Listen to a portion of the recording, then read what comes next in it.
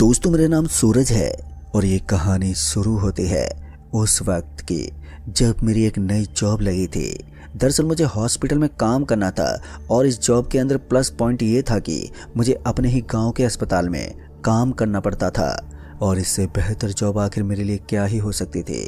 अस्पताल में काम करते हुए मुझे 15 दिन बीत गए थे। फिर उसके बाद अस्पताल वालों ने मेरी सैलरी तो बढ़ा दी थी, लेकिन मुझे एक ऐसे इलाके में पटक दिया जहां पर हॉस्पिटल तो मौजूद था, लेकिन दूर दूर तक सन्नाटा ही पसरा रहता था। उस अस्पताल में रहते रहते मुझे काफ़ी घुटन महसूस होती थी। कभी कभी जब मैं मुर्दा घर के पास से गुजरता था तो मुझे ऐसा लगता था जैसे कि वहां पर 10 से 15 लोग आपस में बातें कर रहे हैं। नाइट ड्यूटी में तो मेरी हालत ही खराब हो जाती थी, लेकिन उसके बाद जब मैंने मुर्दा घर की सच्चाई के ऊपर से पर्दा उठाने की कोशिश की तो एक ऐसा हादसा मेरे साथ हुआ जो मेरी जिंदगी में किसी बड़े ही भयानक तूफान से कम नहीं था। तो आइए जानते आखिर ऐसा क्या हुआ था मेरी जिंदगी में जो आज भी मेरी रूह को कपकपा कर रख देता है। दोस्तों, हुआ कुछ ऐसा था कि उस दिन रात के लगभग 10:30 बज रहे होंगे। आज मैं अपनी नाइट ड्यूटी के लिए अस्पताल में गया हुआ था। अस्पताल में मेरा काम इतना ही होता था कि मुझे डॉक्टर और नर्स की दवाइयों को काउंटर पर ला कर रखना होता था और हिसाब किताब करना होता था। लेकिन कभी कभी मैं घूमने के लिए मुर्दाघर के आजू बाजू के इधर भी चला जाया करता था। फिर ऐसे में उसी रात घूमते घूमते मुर्दाघर के पास चला गया। जैसे मैं मुर्दाघर के पास पहुंचा तो मैंने देखा कि वहां पर हलचल हो रही थी। वैसे तो वहां पर इस तरह की अजीब हरकतें होना कोई बड़ी बात नहीं थी, लेकिन आज जिस तरह से हरकतें हो रही थी वो थोड़ी गंभीर थी। ऐसा प्रतीत हो रहा था जैसे उस मुर्दा घर के अंदर बैठकर कोई रो रहा है। मुझे लगा कि कहीं किसी परिवार का साथी मुर्दा घर के अंदर तो नहीं रह गया। फिर मैं जैसे अंदर जाने लगा तो मैंने देखा कि वहां पर कोई बैठा हुआ था जिसने काले रंग की कंबल को ओढ़ कर रखा हुआ था और वो सिसक सिसक के रो रहा था। उसे ऐसा करता हुआ देखकर मैं सीधा उसके पास आने लगा। इससे पहले कि मैं उसके पास पहुंच पाता कि मुझे पीछे से आवाज आई, अरे ओ भैया, उस तरफ कहाँ जा रहे हो? अब ये सुनते मैं एकदम से पीछे मुड़कर देखने लगा तो मैंने पाया कि ये मुर्दा घर का ही वही कर्मचारी था जो यहाँ की रखवाली करता था। उसे अपने पीछे देखकर मैंने कहा, अरे तुमको दिखाई नहीं दे रहा कि मुर्दा घर के अंदर कोई आदमी घुस गया है? अब मेरी बात को सुनते ही वो बंदा मेरी तरफ हैरानी भरी नजरों से देखते बोला, अरे भाई साहब, आपका दिमाग तो ठीक है ना? मुझे तो यहाँ पर कोई भी नजर नहीं आ रहा है। अब उसकी ये बात सुनकर ही जब मैंने वापस से पीछे मुड़कर देखा तो मैंने पाया कि सच में वहां पर मुझे कोई भी नजर नहीं आ रहा था। फिर एक बार के लिए तो मैं थोड़ा सहम उठा, पर उसके बाद मैंने इस चीज को नजरअंदाज किया और वापस से मरीज के रूम में चला गया और उनकी जानकारी लेने लगा। फिर बीच बीच में रह रहकर वो चीजें मुझे याद आती तो मुझे बड़ा ही अजीब सा लगता। धीरे धीरे समय बीतता गया और उसके बाद रात के लगभग ठीक 1 बजे के आसपास मुझे फिर से वही रोने की आवाज़ सुनाई दी। इस बार ये आवाज़ मुझे अस्पताल के बिल्कुल बाहर से आ रही थी और इस बार मैं जैसे बाहर की तरफ निकला तो मैंने देखा कि सड़क के बिल्कुल किनारे पर मुझे एक आदमी बैठा हुआ नजर आ रहा था। वो बिल्कुल उसी तरह दिखने वाला आदमी था जिसको मैंने मुर्दाघर के अंदर देखा था। उसने अपने चेहरे और अपने पूरे बदन के ऊपर एक कंबल को लपेट के रखा था, जिसकी वजह से मैं उसके चेहरे को ठीक से नहीं देख पा रहा था। लेकिन इस बार किसी ने भी मुझे टोका नहीं और मैं उसके पास पहुंच गया।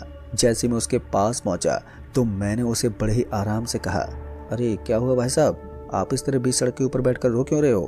पहली बार में तो उसने मेरी बात का कोई जवाब ही नहीं दिया, लेकिन उसके बाद धीरे धीरे वो मेरी तरफ पलटा और उसके बाद उसने बड़ी ही गंभीर हालत में जवाब देते हुए कहा, मेरे घर वालों की तबीयत ठीक नहीं है। अब ये सुनते मैं हैरान हो गया, क्योंकि अगर उसके घर वालों की तबीयत ठीक नहीं थी तो वो मुर्दा घर में क्या कर रहा था।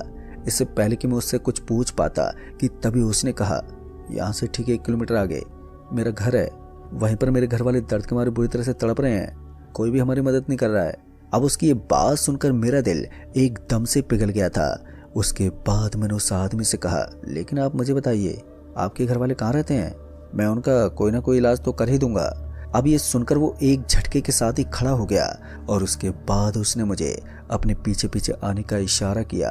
पहले तो मैंने सोचा कि मैं बाइक लेकर निकल जाता हूँ, लेकिन उसके बाद जब वो पैदल ही चलने लगा तो मैंने भी उसके पीछे पीछे पैदल ही चलना शुरू कर दिया। इस जोरदार ठंड में मेरी तो हालत वैसे ही खराब होती जा रही थी, पर फिर भी मैं उसके पीछे पीछे चला गया।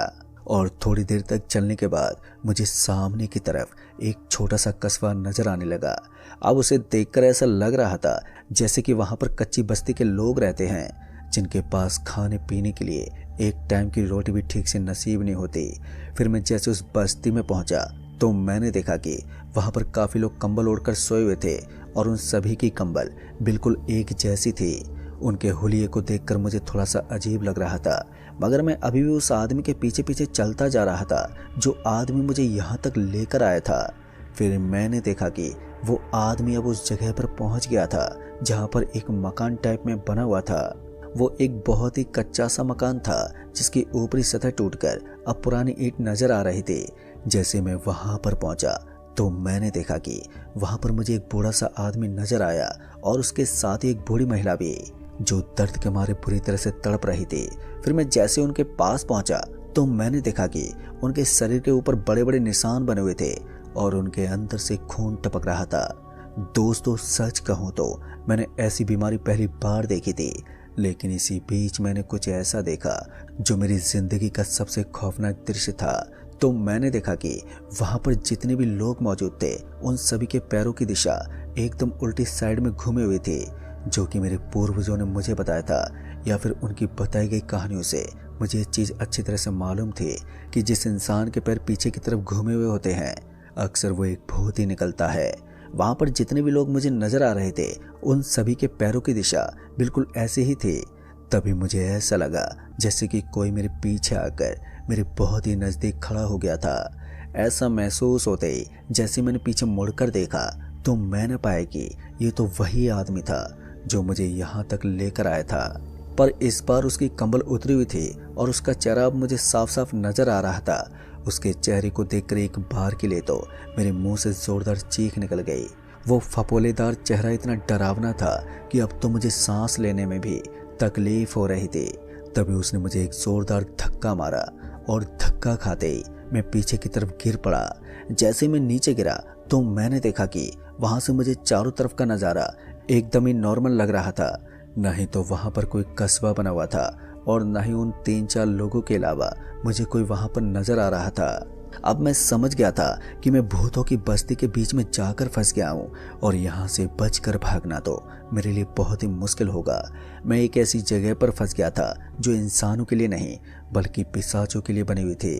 अब ऐसी स्थिति में जब मुझे अपनी जान बचाने का कोई दूसरा रास्ता नजर नहीं आ रहा था तो मैंने वहां से फिर से पैदल पैदल भागना शुरू कर दिया और दौड़ते दौड़ते मैं नेशनल हाईवे पर पहुंच गया।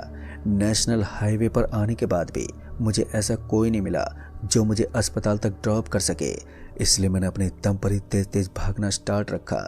और फिर थोड़ी देर के बाद जब मुझे महसूस हुआ कि मैं बुरी तरह से थक गया हूँ तब मैंने अपने आजू बाजू में देखा और वो चीज़ देखकर मेरा दिमाग खराब हो गया, क्योंकि ये वही जगह थी जहाँ से मैंने भागना शुरू कर दिया था। और इतने में ही 3-4 लोगों की आवाज़ मेरे कानों में आने लगी।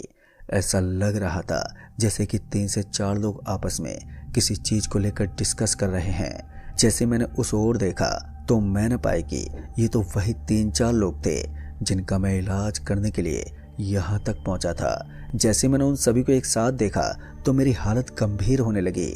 बाद में मैंने थोड़ी हिम्मत दिखाई और फिर से अपने रास्ते की तरफ भागने लगा, लेकिन इस बार किसी ने मुझे पीछे से पकड़ लिया था और इस बार ना केवल मुझे पीछे से पकड़ने का एहसास हो रहा था, उसके साथ ही मुझे ऐसा लग रहा था जैसे किसी ने अपना पूरा का पूरा हाथ मेरी कमर के अंदर घुसा दिया था और मुझे गीला गीला महसूस हो रहा था।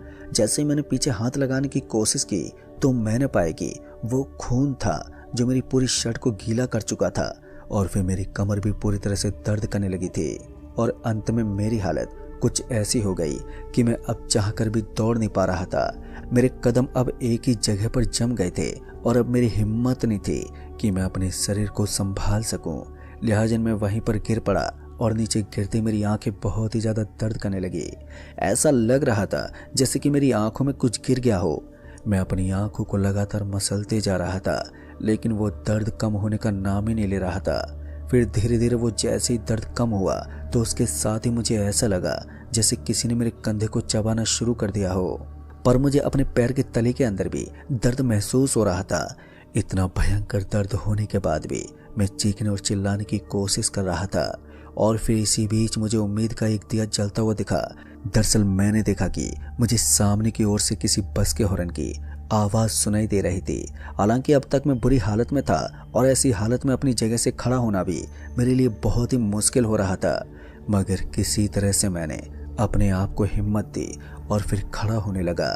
मुझे महसूस हो रहा था कि मेरे आजू बाजू में मुझे बहुत ही सारे लोग महसूस हो रहे थे जो मेरे शरीर को नोचने का काम कर रहे थे। तभी वो बस मेरे बहुत ही करीब आ गई और जैसे उस बस की हेडलाइट मेरे शरीर पर पड़ने लगी तो मेरा शरीर और भी ज़्यादा दर्द करने लगा। कहीं ना कहीं बस ड्राइवर समझ गया था कि मैं बहुत ही गंदी हालत में हूँ, इसलिए बस ड्राइवर ने बस को मेरे बगल में लाकर रोक दिया था। तब तक तो मुझे सब कुछ दिखाई दे रहा था, लेकिन जैसी बस मेरे बगल में आकर रुकी तो उसके बाद मेरी हालत और भी गंभीर हो गई और उसके बाद मेरी सांसें भी अटकने लगी। फिर मैं बेहोश हो गया और बाद में जब मेरी आंख खुली तो मैंने देखा कि मैं हॉस्पिटल के बेड पर लेटा हुआ था और आज मुझे करीब 6 दिन के बाद अब होश आ रहा था। जैसे मैंने अपने आजू बाजू में देखा तो मैंने पाया कि मुझे अपने घर वाले वहां पर खड़े हुए दिखाई पड़ रहे थे और अपने घर वालों को अपने सामने देखकर मुझे काफ़ी अच्छा महसूस हो रहा था। फिर उसके बाद मेरे घर वालों ने मुझे बताया कि मेरी हालत इतनी ज़्यादा गंभीर हो गई थी कि मेरा बचना भी मुश्किल लग रहा था। लेकिन वो तो भला हो डॉक्टर साहब का, जिन्होंने किसी तरह से मुझे एक नई जिंदगी दी। फिर मैंने उस पूरी घटना के बारे में अपने घर वालों को बताया और इत्तेफाक से वहीं पर वो आदमी भी खड़ा हुआ था जो मुर्दाघर की रखवाली किया करता था। दरअसल इस समय वो मेरे लिए खाने की व्यवस्था किया करता था और उसके और मेरे बीच में काफ़ी अच्छी बनती भी थी। फिर उसके बाद उसने एक कहानी मेरे सामने जाहिर करते हुए बताया कि ये 4 साल पहले की बात है, जब उस हॉस्पिटल के बाहर की तरफ एक भिखारी बैठा करता था। उस भिखारी के घर वालों की एक दिन अचानक से तबीयत खराब हो गई, लेकिन उसके पास आमदनी ना होने की वजह से किसी भी डॉक्टर ने उसकी बातों पर ध्यान नहीं दिया और उसके बाद पता चला कि उसके परिवार की अचानक ही मौत हो गई थी और अपने परिवार की मौत के सदमे को वो बर्दाश्त नहीं कर पाया और उसने भी वहीं पर दम तोड़ दिया। फिर उसके बाद से वो यहाँ के मुर्दाघर के अंदर और साथ ही अस्पताल के बाहर कई बार नजर आता है और उसने पहले भी कई सारे लोगों के साथ इस तरह की घटनाएं की हैं। ऐसे में हम लोग उसके बारे में किसी को नहीं बताते, वरना लोग इस अस्पताल के अंदर नौकरी करना बंद कर देते हैं।